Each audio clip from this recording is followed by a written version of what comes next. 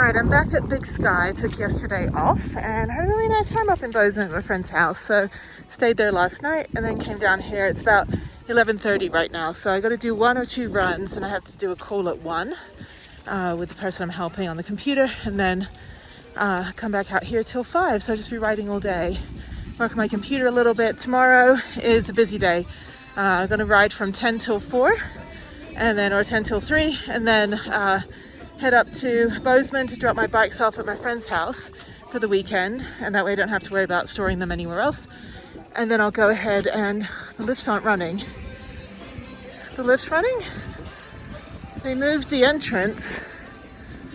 Oh, okay, maybe I can do Gambler today. Okay, yeah, so yeah, anyway, basically just kind of riding again. I'm a little bit tired. We hiked like almost 9 miles yesterday, then did a bike ride, went out for dinner, so it was really nice.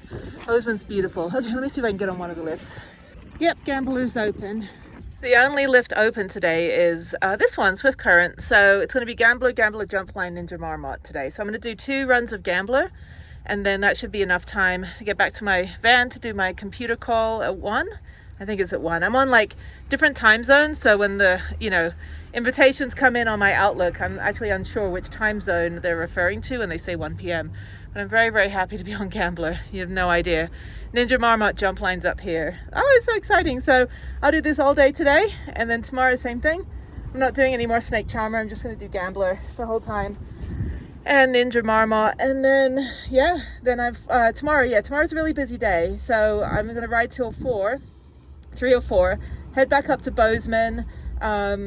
Then I have to start driving. I'm gonna go hang out with my friend for a little bit, and then head out back down to Idaho and go to whatever rest area I can get to. If I can get to like Cherry Hill, that's fine. If I can get, that was a really nice rest area with the lava tubes. And then if I can get to the Welcome Center, which is an hour and a half from Salt Lake City, that's fine. But I have until 3 p.m. Actually, no, I've got 11 a.m. appointment at the VA on Salt Lake City, so I'm going to try to change it.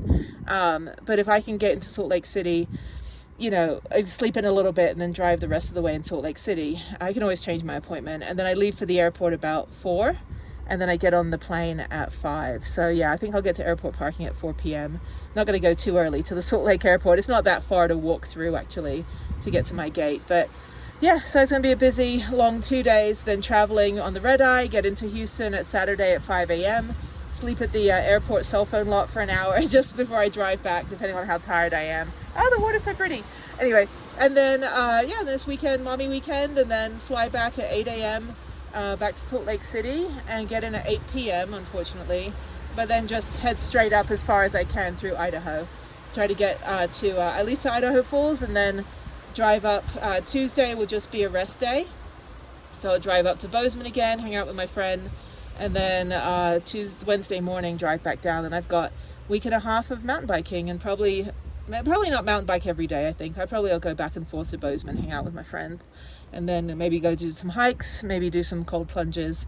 Yeah, kind of mix it up. So the plan was just to ride this every day, but I got friends up there that are available, so they don't really work 9 to 5. So yay. Oh, it's windy. Holy shit, it's windy.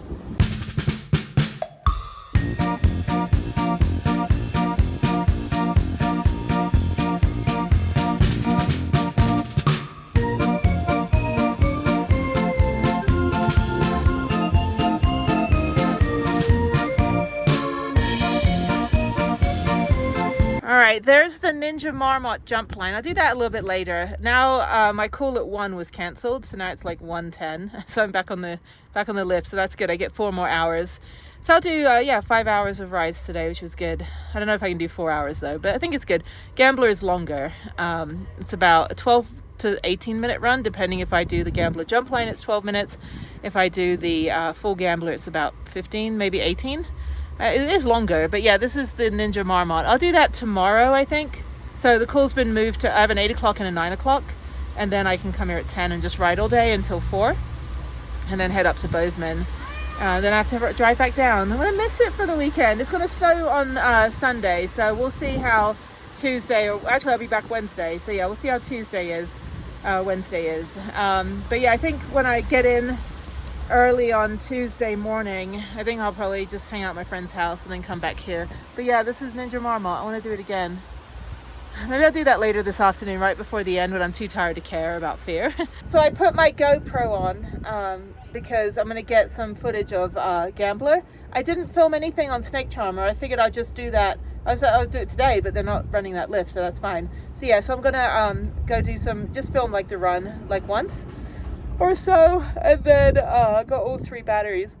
I'm tired. It's hard, like, being active. So, but I had a really nice day yesterday. We got pizza, which was really, really good.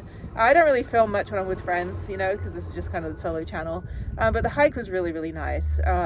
I didn't realize we were doing a 9-mile hike, but it didn't even feel like it. I mean, we went all the way up there, and then we went down, drove to another lake, and then jumped in. And my friend's been here for 33 years, so it's like, I mean, he's a local, which is great. But yeah, there's some other people I know up in Helena and up in Butte and some other places.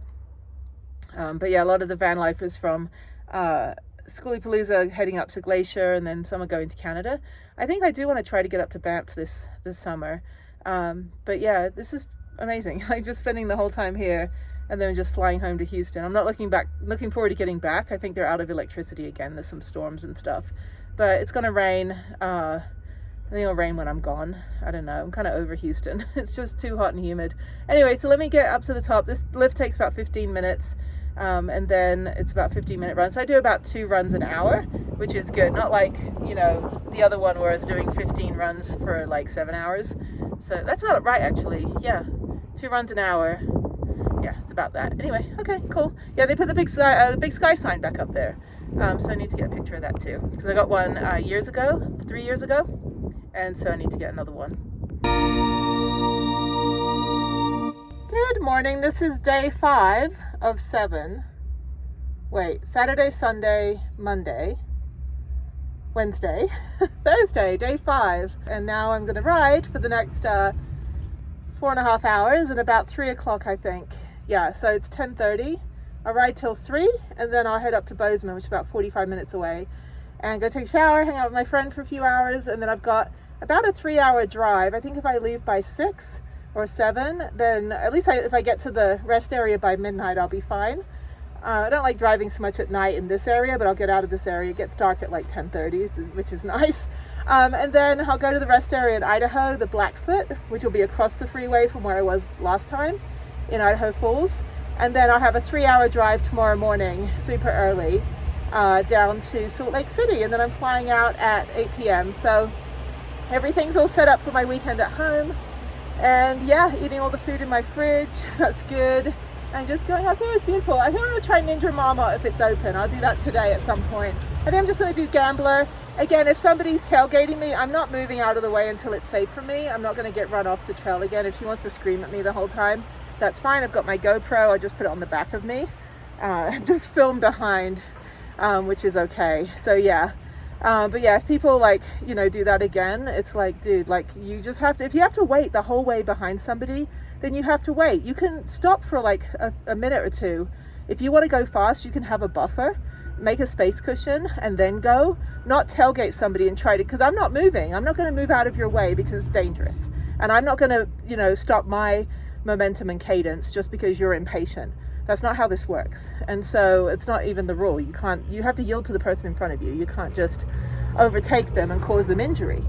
But this woman, she was on something. She was not in the right mind, that she was basically like giggling and laughing and just kind of doing the whole Karen thing. Like, oh, I didn't do anything. Oh, I'm not going to listen to you, like waving her head around like this the whole time. And I'm like, a normal person, if you injure somebody, a normal person will stop and help. I'm so sorry I ran you off the trail. Can I help you get back up?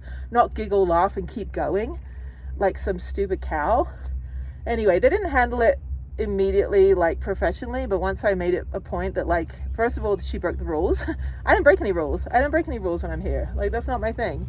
I'm also a protected veteran. I'm a protected disabled adventurer. Like, you can't mock somebody's disability. That's a federal hate crime. So when I pointed all this stuff out, and I said, and it's all recorded, and I'm like, if you condone this as the manager of operations of the bike park, and you take her side on this, honestly, you shouldn't be the operations manager of this bike park if you're condoning somebody breaking the rules. Because what it does It makes it an ableist park. It means that only aggressive, impatient local riders should be here, which is wrong. That the whole rental industry here for rental bikes is thrown out the window because people that want to learn, the coaching is thrown out the window. The people that want to learn, that the beginners that are on the trails with coaches aren't going to be able to ride if they're allowing people like that woman.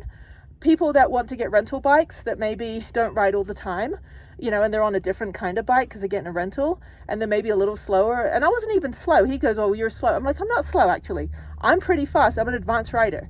So I'm adaptive, just meaning, and also I know my safety protocol, that I'm not going to go run myself off a trail or get run off a trail because the person behind me isn't following the rules. No, they're going to have to wait until it's safe for me to pull over. And I pull over a few times every day for different people, but only when it's safe. And usually I yell back, like, "Give me a minute, I'll pull over."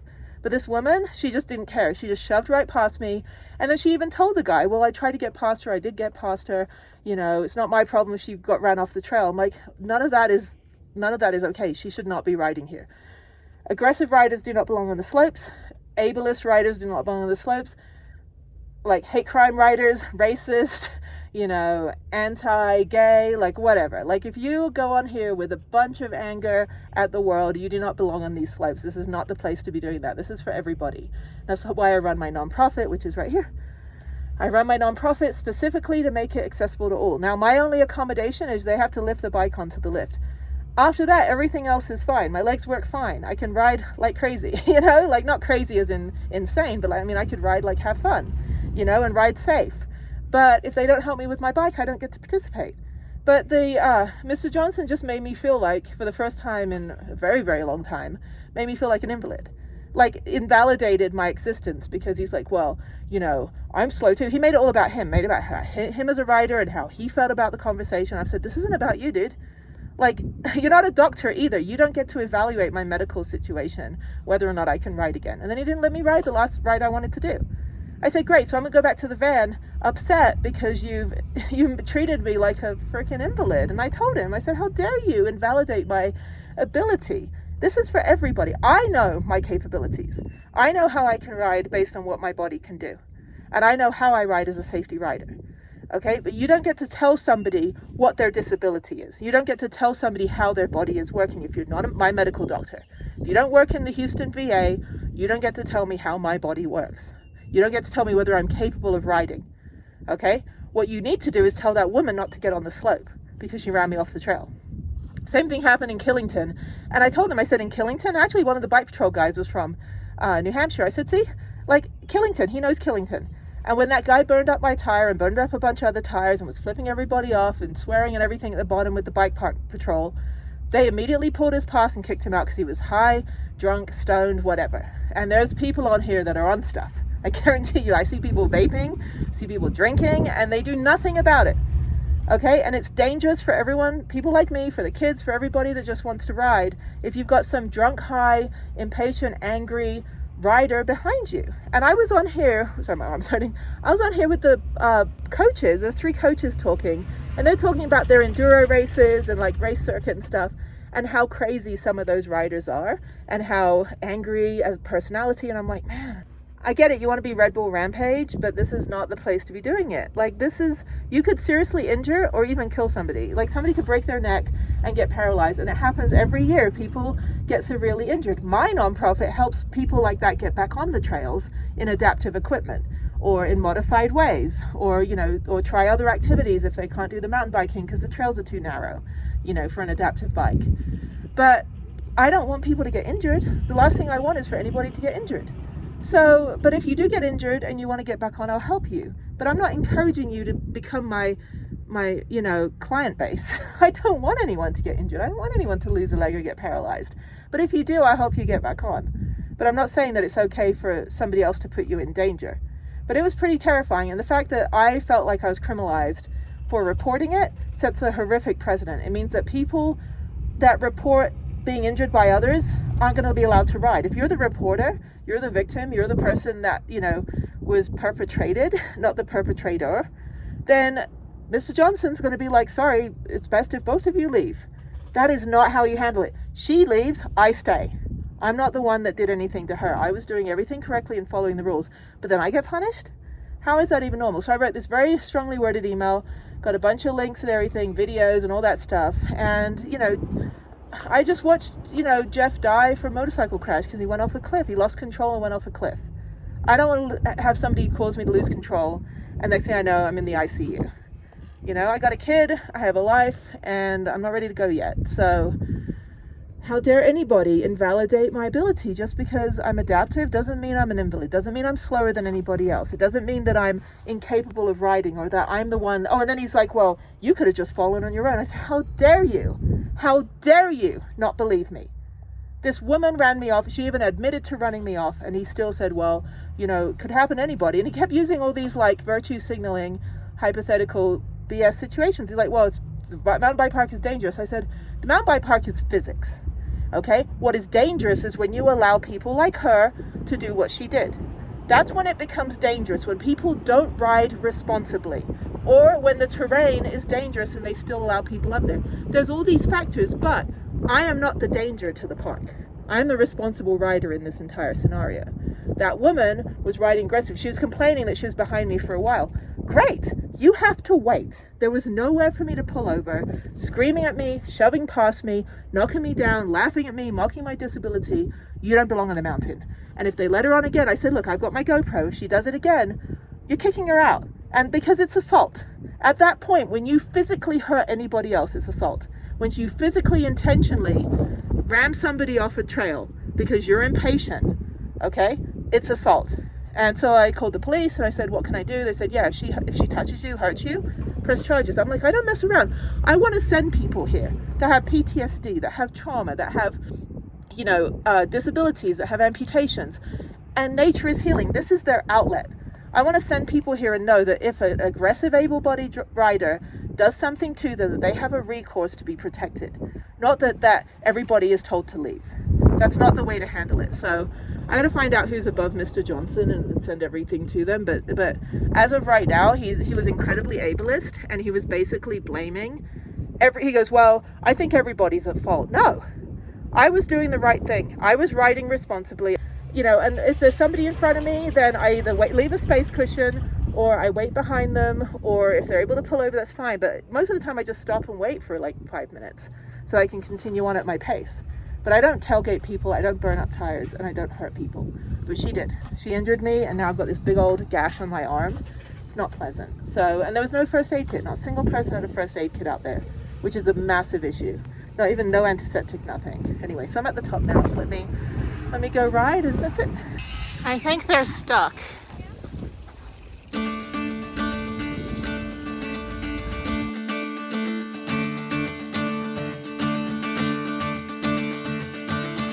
I'm just stuck here right now. My bike's right over there. I'm like, help, look at this guy, he's struggling. I'm like, I'm gonna be stuck here forever. They're waiting. This is great. Like, my biggest fear is like falling into the rocks down there. Anyway, okay, this is great. Just waiting. Lift operation and will resume as quickly as possible. Okay, I think I'm stuck. I didn't think this was going to be my last resting place, you know, so I had such good intentions to have fun today, and I'm just going to like wither away and starve to death and die on a ski lift. Help, there's my bike. She just dropped it. Ski lift is broken. I'm getting pictures taken of me. Why aren't you taking a picture of me?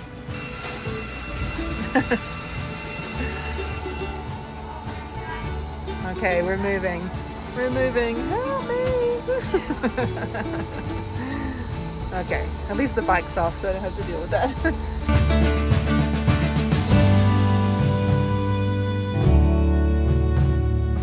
Alright, so I'm here, not very busy at all.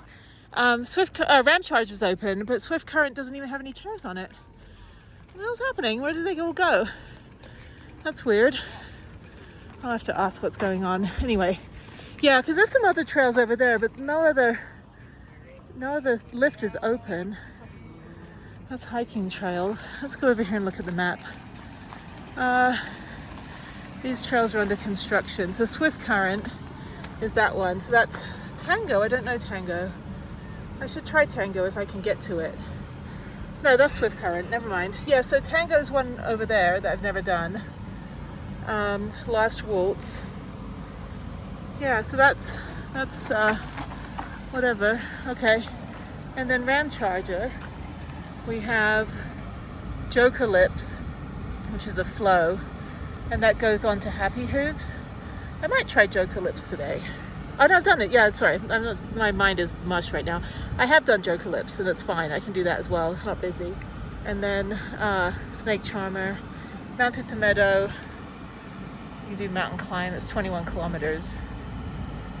Mountain to Meadow goes all the way back to Big Sky, but I think you can get back to the you can get back here. Let me find out. All right, so I spoke to the one of just the like information guys. He said that they're still on staggered opening. So Ram Charger is not open, or Swift Current, Ram Charger's open, Swift Current isn't opening until tomorrow. That's why there's no chairs. You can't see any chairs on there, which is crazy. That's so bizarre. I guess they took all the chairs off. But it has nothing to do with the snow. There's not any snow up there actually, just a smidgen at the very top. But anyway, so I'm gonna go do Snake Charmer to Mountain to Meadow to Mountain Climb. So I'm gonna go do that run back to the, like just do a long run to start with, since it's pretty early and no one's here. And then I'll go ahead and just start doing runs, laps on Snake Charmer and all that. I just don't wanna, you know, get a flat tire today or anything. And I'm fine doing Happy Hooves and all that later on in the day.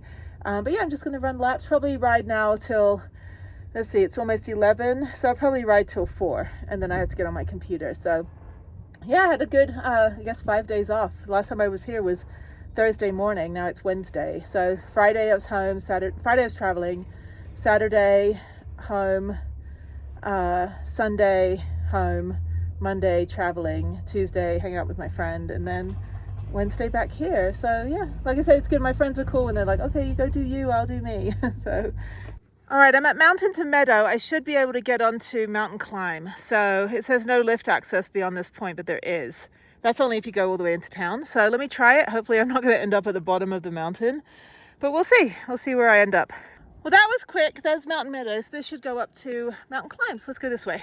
Well, I was helping this father and son figure out how to do Mountain to Meadow to Mountain Climb. And I think the kid went the wrong way. I may have to go back. I think he went down. I'm like, no, that's like 15 miles to the town, because he was behind us and we didn't wait.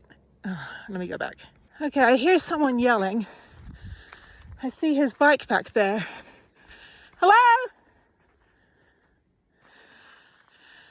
I don't know where he is. Maybe he got a flat tire. You guys okay? I'm just walking back up here. Over here. I hear yelling. All right, there's my bike. Now we got to look for the kid. Oh, this is crazy. Okay. All right, we found the kid. Now I'm trying to get out of here. I don't know where I'm going. And I'll go down this way. Oh my God, that was a really nice ride actually. We'll see how the bus is, but maybe I'll do this tomorrow as well. But I'm not gonna talk to anyone tomorrow. I'm not gonna help anyone or have anyone follow me. But that poor kid, he ended up calling his dad, so thankfully he memorized the phone number. But get your kid a freaking phone. Okay, all right. So my phone is about to die, so I'm gonna go down to town center. This is nice. The other guy on the trail is kind of weird. Like he wasn't really like tracking when I was talking to him, the old guy. Okay, let's go down here. I'm gonna buy a house, a couple $1 million. All right, this is a beautiful ride. The kid's gonna ride back up. It can happen to anyone, but yeah, AirTags, tracker, especially if you end up getting split up on some place like this. Like, I can't imagine skiing with your family and they're kind of all over the place. It's just like, meet me at the ski lift. But yeah, I mean, it's a beautiful ride. You know, they got a really long ride in. But yeah, no parent wants to lose their kid like that. But luckily, you know, a couple of us were on the trail. The bike patrol was super cooperative. There's a bunch of us, you know, looking for the kid on the trail. I just barreled down there like a bat out of hell. So now I'm just going down this road, go catch the bus. My battery on my phone's about to die. So thankfully I still have battery power. But yeah, terrifying to, you know, get split up from your kids or your family on a place like this. But yeah, I told them to put another sign there that says you can go straight, because I kept telling them like, don't turn. But obviously the kid was, you know, in his element and just made a right turn and ended up going all the way down here. So I don't know where he called somebody from or where he's riding up. Hopefully he can get on a service road and meet up with his dad. But his dad stayed back at the thing, which is good, just in case he had fallen behind us, because he was having trouble with his elbow pad. Well, let me ride into town, and I think this is it for today. I'll come back tomorrow. Like I said, I'm not going to be helping anyone anymore. You know, it's like if you're on a rental bike and you're, you know, I could never be a coach, because like you're on a rental bike, first time riding, and this happens. I'm like, yeah, too much responsibility, but they're fine. You know, dad's okay. You got contact with his kid. Get your kid a phone, dude. I mean, I know people are like, oh, my kids know screens. No. Get your kid a phone and track where your kid is. Okay, because you never know. It's going to be hell trying to look for somebody in a place like this, and you don't want to get search and rescue on a helicopter. Okay, that's my PSA. Other than that, have fun, enjoy the mountain and all that stuff. So I think I go down here and I just make a left.